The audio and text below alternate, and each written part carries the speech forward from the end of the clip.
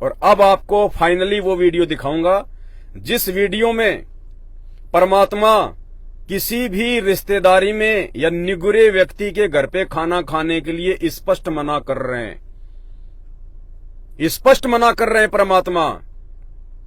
ध्यान रखना, आप और हम जीव हैं, सारे कर्म आप और हमारे ऊपर लागू हैं।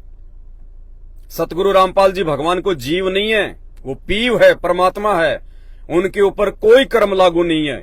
फिर भी वो कितनी सावधानी बरत रहे हैं, एक भगत की भूमिका कर रहे हैं, आप और हमें समझा रहे हैं। और क्या कह रहे हैं परमात्मा इस सत्संग में? अगर कोई समझदार आत्मा होगी तो उसकी आंखें खुल जाएंगी और जिंदगी में आज के बाद वो भूलकर, यदि उसका मकसद आत्म का उद्धार जो है करवाना होगा, यदि उसको सतलोक में जाना होगा, सदा सदा के लिए 84 लाख योनियों के बंधन कटवाना होगा, वो भाई बहन जिसको ज्ञान समझ में आ गया होगा, भगवान समझ में आ गया होगा, वो अपनी रिश्तेदारियों की तरफ रू भी नहीं करेगा। और अगर जाना भी पड़ गया तो ना खाएगा ना पिएगा उन निगुरों के, जिनके ऊपर 3 लोक का भार। सुनिए ये सत्संग, और ये सत्संग सुनने के बाद उस भाई की भी आंखें खुल जानी चाहिए जो केवल एक तरफा और कमजोर आत्माओं के लिए किए गए सत्संगों को भगत समाज में भेजकर काल प्रेरणा से अपने भी कर्म फोड़ रहा है और दूसरे भाई बहनों के भी कर्म फोड़ने का प्रयास कर रहा है। ये सत्संग ध्यान से सुनिएगा परमात्मा का।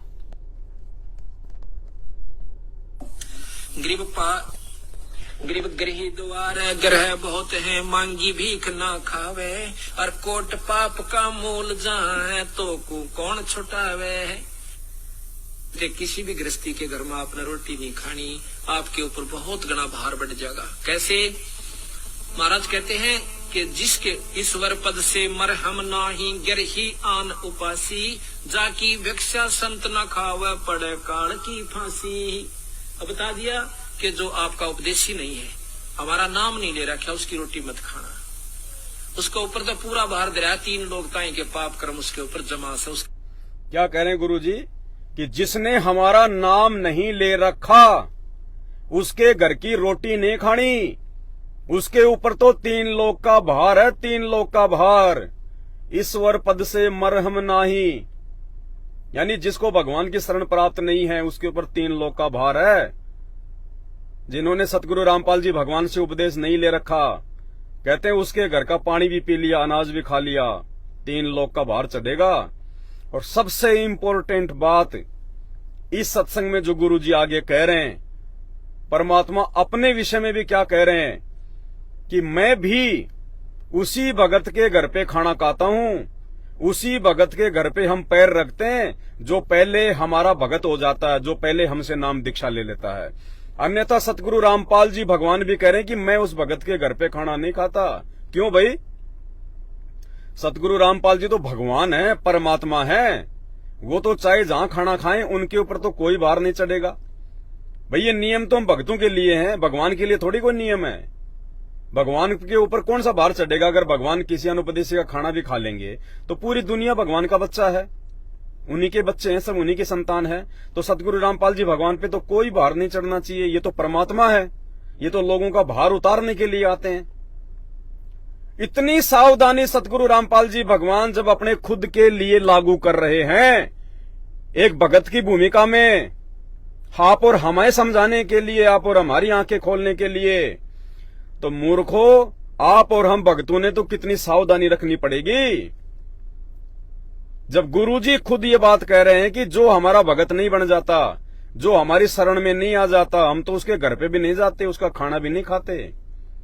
तो मूर्खों आप और हमें यदि ऐसा व्यक्ति जो निगुरा है अगर 1 करोड़ रुपए दे और कहे कि 1 चपाती खा ले तो भी नहीं खानी चाहिए, वो चाहे रिश्तेदार हो, चाहे आड़ोसी हो, चाहे पड़ोसी हो, चाहे प्रधानमंत्री हो।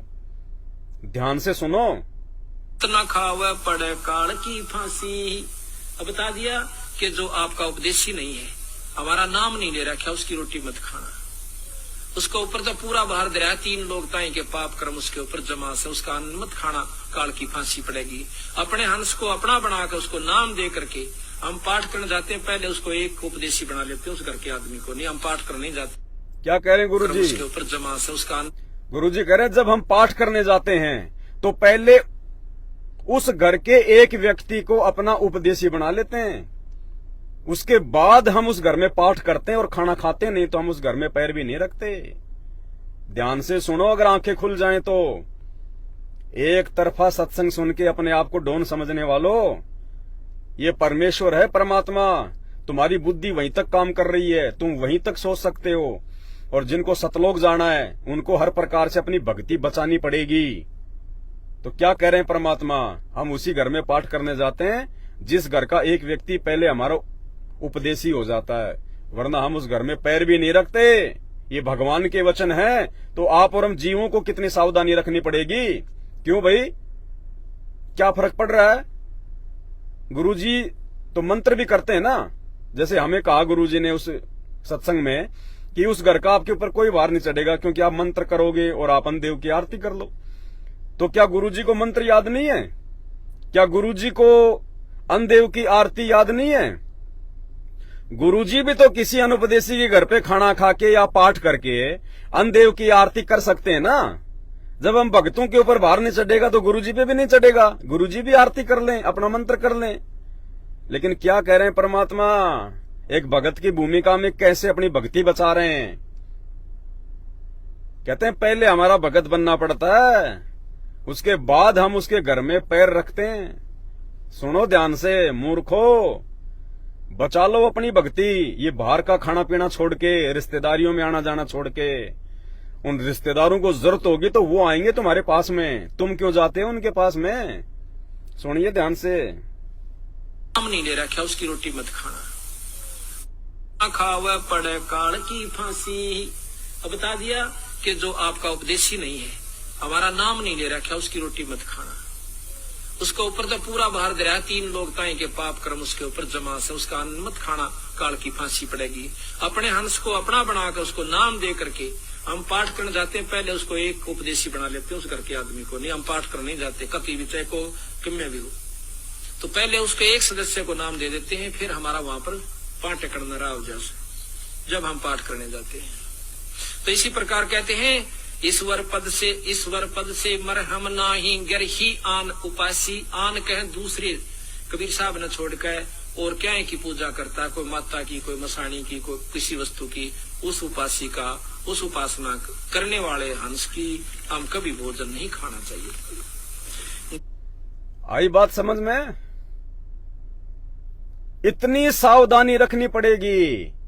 इसलिए दास बार बार वीडियो में जिक्र करता है कि ये ना सोचना कि हमने प्रथम नाम ले लिया, गुरुजी ने हमारे को 11 नियम दे दिए, सतनाम ले लिया, गुरुजी ने 34 नियम दे दिए।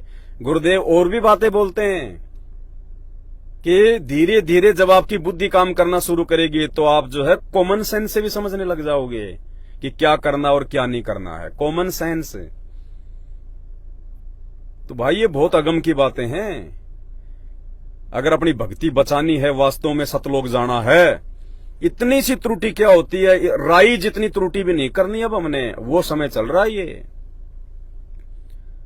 अरे जब भगवान खुद इतनी सावधानी रख रहा है और दास बार बार वीडियो में कहता है कि हमने यदि सतलोक जाना है, हमने वास्तव में यदि एक भगत बनना है, तो हमने अपने गुरुदेव को देख के चलना पड़ेगा। हमने किसी भगत को देख के नहीं चलना, हमने अपने गुरुजी को देख के चलना जो है पड़ेगा। हमने अपने गुरुजी के भगत वाले जीवन को देख के चलना पड़ेगा, क्योंकि गुरुजी खुद एक भगवान के साथ साथ, सतगुरु होने के साथ साथ एक भगत की भूमिका भी निभा रहे हैं कि एक भगत को कैसा होना चाहिए, कैसा रहना चाहिए, कैसी उसकी जो है वो करनी होनी चाहिए। तो क्या कह रहे हैं गुरुजी कि हम उसी घर में पाठ करते हैं, पहले हम उस घर के एक सदस्य को अपना भगत बनाते हैं, नाम देते हैं, ताकि उस घर में हमारा पैर रखने के लायक ब्योत हो जाए। अन्यथा उस घर में हम भोजन नहीं करते, हम पैर नहीं रखते, क्योंकि वो निगुरा है, 3 लोक का भार है। अरे भाई संत रामपाल जी पे कौन सा भार चढ़ेगा? ये तो परमात्मा है, चाहे मर्जी जहां खा ले पी ले। जब ये इतनी सावधानी रख रहे हैं तो आप और हमने तो कितनी सावधानी रखनी पड़ेगी। इसलिए परमात्मा कहते हैं काल कसाई तक तक मारे पग पग पे यो बाणा। ये बहुत सूक्ष्म चाल चलता है। अब वो समय नहीं है गफलत में जीने का। मार्केट में कहीं भी गए चाय पी रहे हैं, कहीं भी मटके से पानी पी रहे हैं, कहीं से भी कुछ भी चाउमीन बर्गर इडली डोसा सांबर पापड़ फापड़ कुछ भी खा लिया। दुनिया भर के लोग उनमें हाथ दे रहे हैं, उनको हाथ लगा रहे हैं, तुमने भी उठा के खाने शुरू कर दिए। मक्खी मच्छर उन लोगों के सोच विचार। अब वो समय गया, 2-2 दिन रिश्तेदारियों में पड़े रहते थे, खाते रहते थे, हैं वो बीड़ी भी पीते हैं, शराब भी पीते हैं, मांस भी खाते हैं। हमने तो जिन बर्तनों में मांस पकाया जा चुका हो उन बर्तनों में हमने दाल पका के भी नहीं खानी भूल के। इसलिए तो हमने बाहर का खाना खाना बंद किया है। बिल्कुल भी। अरे ये तो नकलियों को भी ज्ञान है। हम तो असली संत की शरण में हैं, सतगुरु रामपाल जी भगवान की शरण में हैं। इतना ज्ञान तो इस काल के नकली संतों को भी है कि कहां पे खाना चाहिए और कहां पे नहीं खाना चाहिए। एक छोटा सा वीडियो सुना रहा हूं, अगर आप लोगों की आंखें खुल जाएं तो। ये प्रेमानंद जी महाराज है, ना इसके पास में कोई मंत्र है ना कोई ज्ञान है, और ये भी इतनी अच्छी बात बता रहा है।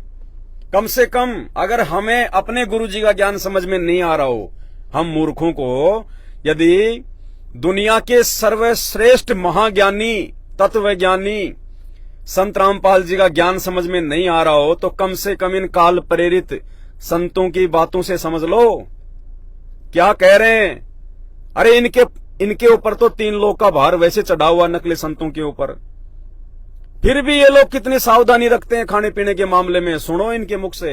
जिन रसोई में जिन पात्रों में मांस रांधा गया उसमें चाहे आप बिल्कुल खीर पूड़ी कचौड़ी रोटी सब्जी सात्विक बनाएं तो भी वो अभक्ष पदार्थ के समान ही आपकी बुद्धि को भ्रष्ट कर देगा।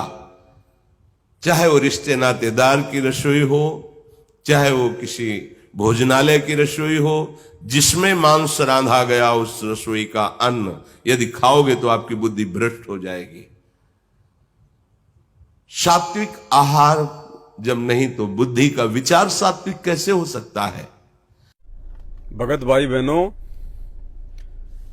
यकीन मान के चलना, ये बातें अपनी भक्ति बचाने वाली या तो सतगुरु रामपाल जी भगवान के सत्संगों में मिलेगी या फिर आपको साध संगति के वीडियो से मिलेगी।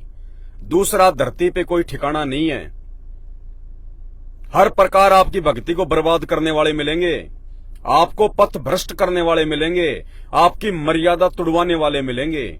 ये बातें आपको लाख जन्म में भी सतलोक आश्रम मैनेजमेंट हरियाणा वालों के पास या उनके फर्जी आश्रमों में या उनके भक्तों के मुंह से सुनने को नहीं मिलेंगी।